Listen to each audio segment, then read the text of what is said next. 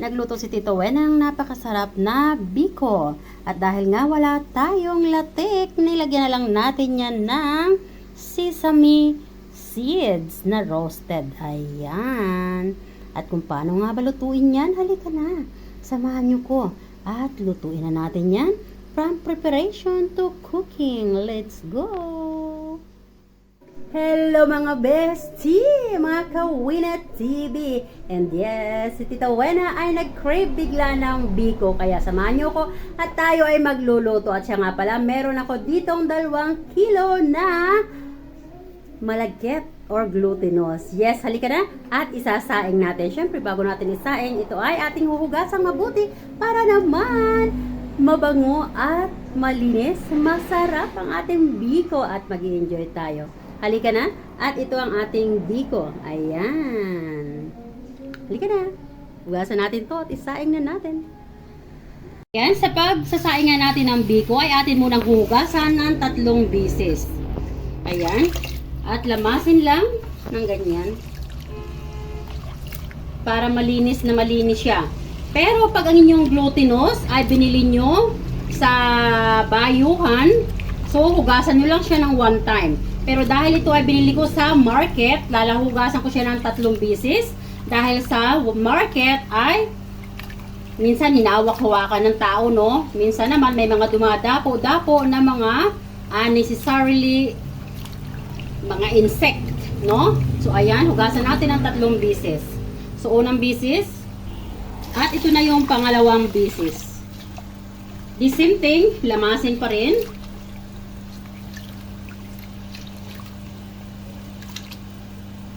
So ito po yung proper na pagluluto ng biko or pagsasaing ng glutinous na gagawing biko. Ayan. And ito na yung pangatlong hugas. So makikita nyo malinaw na yung tubig.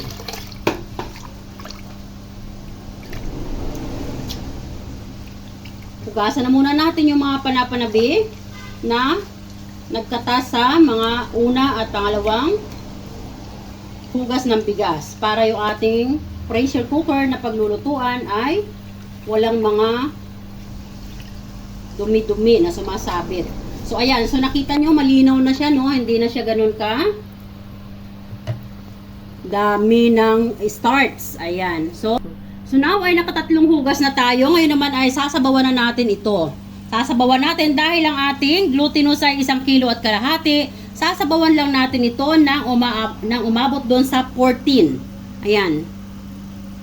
So, dapat hindi magkapantay yung tubig guys ha, kasi malulugaw.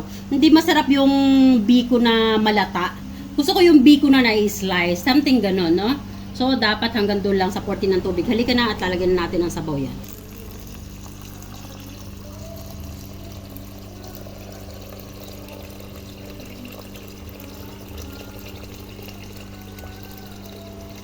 Ayan, tama na po yan. Malinis na malinis ang kamay natin. Naghugas akong muli dahil humawak ako ng dispenser ng water. Kahit lagi hinuhugasan yung dispenser ng water namin, still magabok. Ano? So, ayan. So, nakita nyo? Ayan. Ganyan lang dapat karami yung tubig. Hindi masyadong marami. Minsan nakakabili ako sa labas ng biko. Masyadong malata. Ayoko nun. So, this is my own version. Halika na at isaing na natin.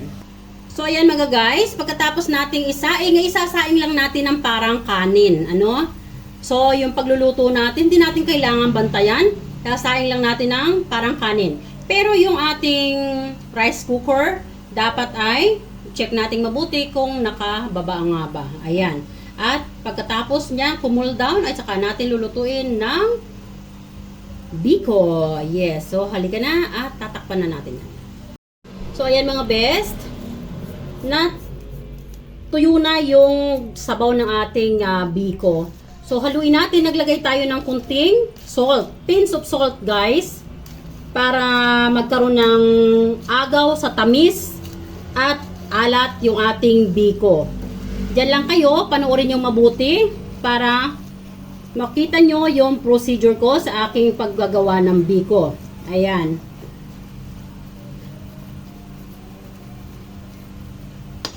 So, ayan. Tatakpan na natin ulit yan. At para naman, maiga. Maluto na siya. Yan. Lulutuin lang ulit natin yan ng another 15 minutes. Naka very low heat na tayo. Like what I said, para lang tayo nagluluto ng rice. Mga bes, at naluto na nga ang ating glutinous na sinaing na ating gagawing biko. Yes! Tama, narinig niyo. Gagawin natin yang biko. And yes, halika na. Na-cool down na rin natin yan. Dito ay meron tayong empty bowl at ilalagay na natin yan dyan.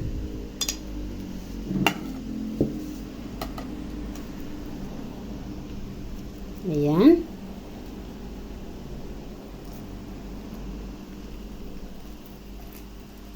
Yung iba guys, pag gumagawa ng biko, hinahaluan nila ng plain na rice. Ako hindi. Gusto ko talagang malagkit. Ayan. So, tama na muna yan. Ayan. And then, ayan na. Halika na at pupunta na tayo dun sa ating gata. So, ayan mga best. Dito sa ating kawali na paglulutuan ng biko ay meron tayong kakang gata or unang piga ng niyog. At lalagyan nga natin ng star margarine.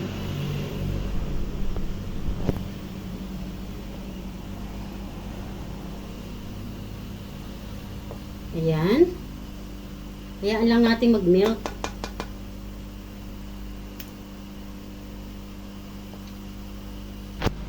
Sa ating pampatamis ay gagamit tayo ng sangkaka. Ilalagay ko na yan dyan. Yan. Hindi ko na dudurog-durugin. Kasi matigas siya eh. Yan, madudurog na lang yan dyan kusa. I mean, matutunaw siya.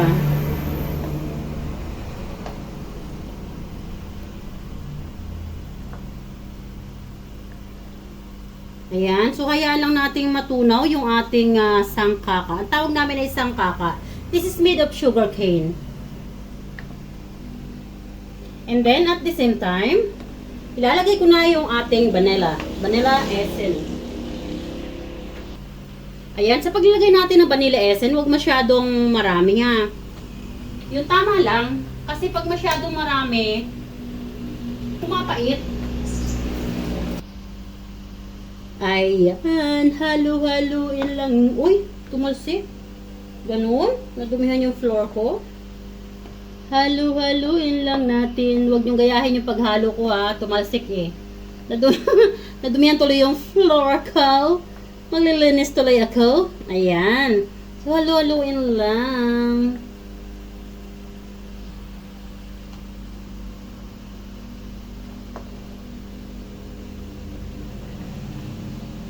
Yan naman guys, ang ating sangkaka, no, na pampatamis, kahit hindi na natin dinurog yan, kusang natutunaw yan. Tingnan nyo, lumiliit na siya, oh, di ba? Nagmi-melt talaga siya.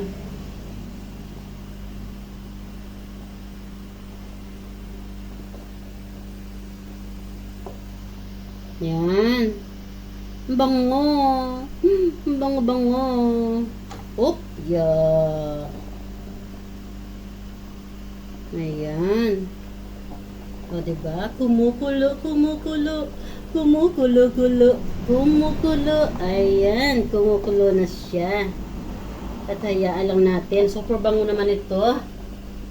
Nakakagutom ang amoy. Ayan.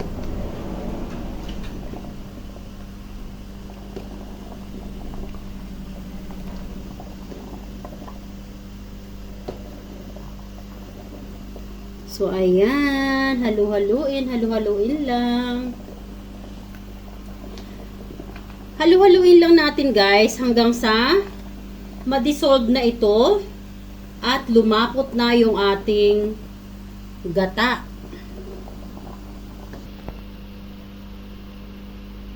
Ayan mga guys. So, malapit na. Ayan. Kulong-kulong na siya at malapit na siyang lumapot. At yung ating sangkaka ay manipis na lang. Ayan, halu-haluin pa natin para totally ma-dissolve na siya. And yes, now dahil dissolve na yung ating sangkaka, ay maglalagay na tayo ng food coloring. Hinaan na natin apoy, lagay natin sa very low heat. At maglalagay nga tayo ng half teaspoonful ng purple coloring. Ayan. So, yung purple na coloring natin, guys, huwag masyadong marami, ha? Kasi pumapakla. Naiiba yung lasa. Ayan. O, diba? Ganda ng kulay. Ang ganda-ganda-ganda ng kulay.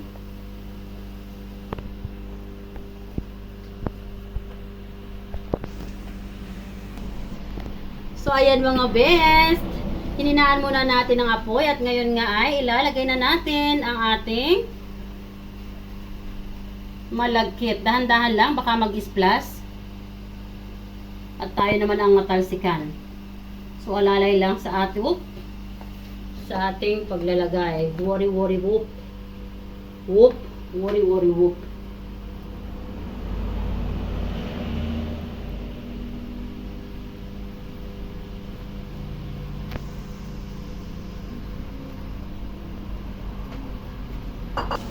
So, ayan nga mga best. Dahil hindi naman ito pambinta, isinama ko na rin yung mga tutong-tutong.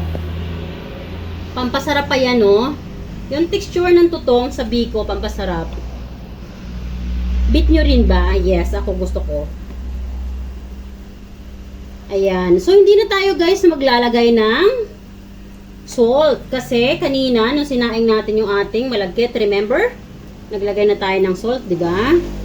Para ma-mix totally yung salt sa ating rice. Malaking advantage din yun eh. Yung mamimix yung pinch of salt sa rice para talagang maghahalo yung a little bit salt and then sweet. Hindi siya nakakaumay. Alam mo yon? Pag kasi masyadong matamis, nakakaumay. Pero pag mayroon ka nalalasahan na a little bit salty, so, sarap. Parang can't stop eating, no? So, ayan. So, hinaan natin ang apoy, ha? Lagay natin sa medium heat. Kasi medyo dumidikit na. Bango. Grabing bango-bango naman. Diyan lang kayo guys. Huwag kayong aalis dahil meron pa tayong ilalagay na isa pang ricado.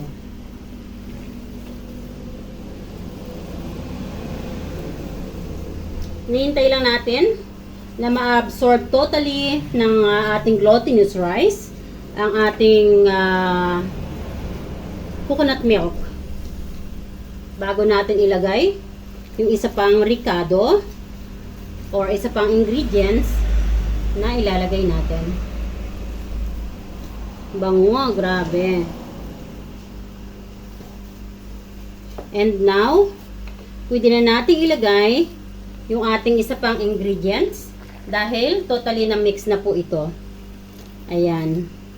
So, pag ganyan na, dumidikit na, ayan, humihiwalay na sa kawali yung ating biko rice. So, pwede na natin ilagay yung ating huli pang ingredients. And you will see, ano nga ba yung huling ingredients na ilalagay natin. So, ito na po yun. Cashew nuts. Ayan. Ang ating cashew nuts.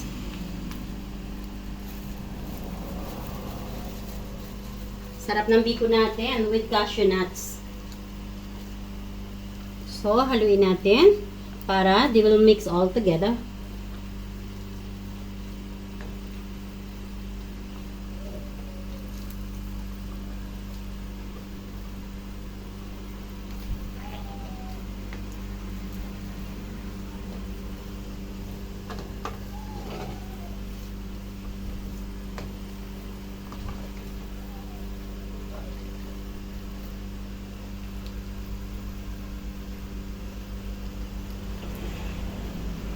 So, after a few minutes, guys, Iiwan muna natin to para maigang maiga siya, no? Iiwan muna natin to na nakabukas pa rin sa very low heat.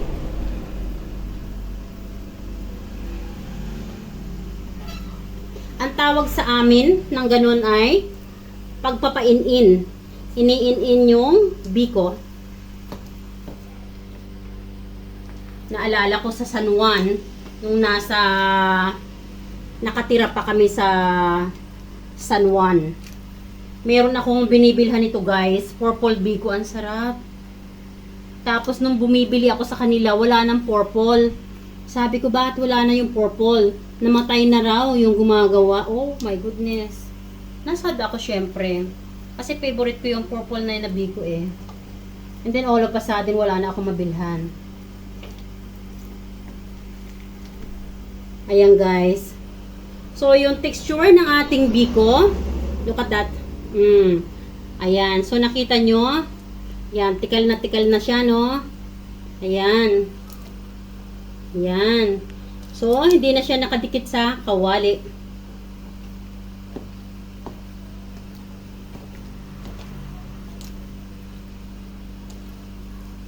Sobrang bango. Ayan, guys. So, iwan muna natin. Lalagay lang natin sa very low heat. Babalikan natin yan after 5 minutes. So, that is the biko Tita Wena's version. Super yummy dabadu. Yummy, yummy biko.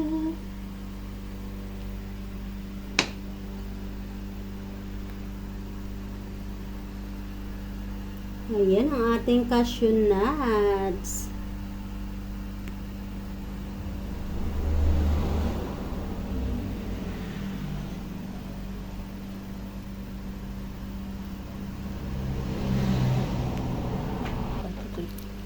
So, ayan mga best. So, after 5 minutes na iniwan natin sa very low heat, haluin ulit natin. Ayan. Para totally maiga.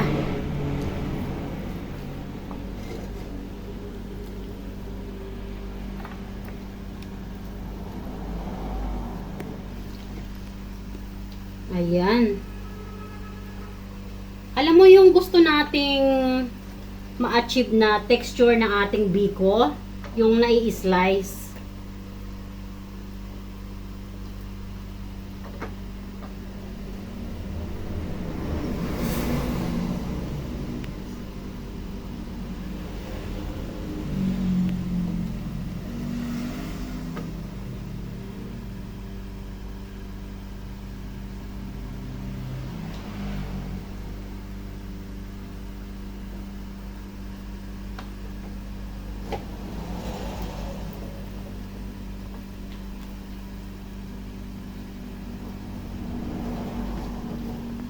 So, ayan. Let's give another 3 minutes.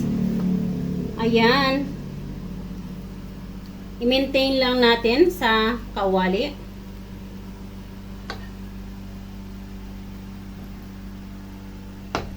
At tatakpan natin. Naka very slow fire pa rin tayo, ha?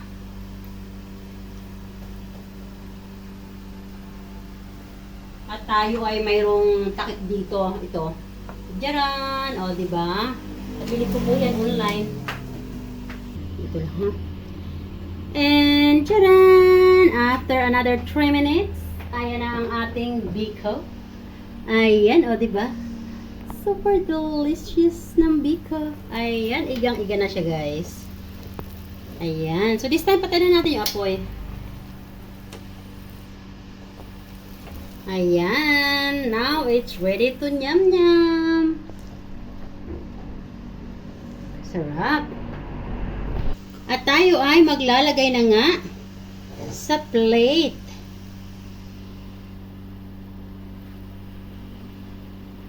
Ayan.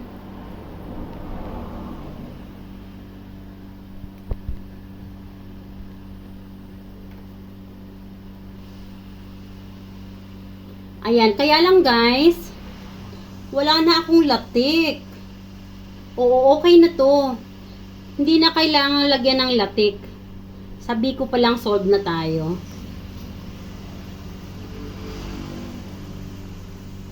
Sarap, sobrang bango. Ayan, so pantayin natin para maganda sa filming, sa photoshoot.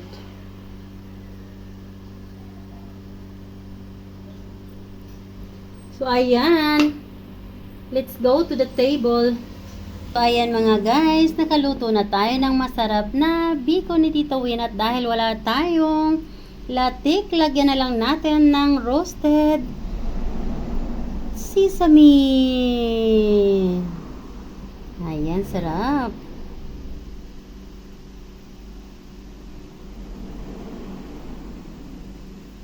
Oh, diba?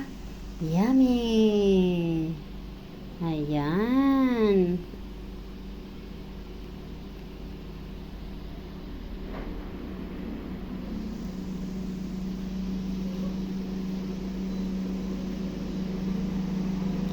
So, ayan mga guys. Sana ay nagustuhan nyo ang ating recipe this time. Ayan. At sa mga bago lang po sa ating YouTube channel, don't forget to subscribe and please share the video. And don't forget to leave your comment down below. I love you all guys. And this is Tita Wena always saying I love you all guys. And don't forget to keep loving one another.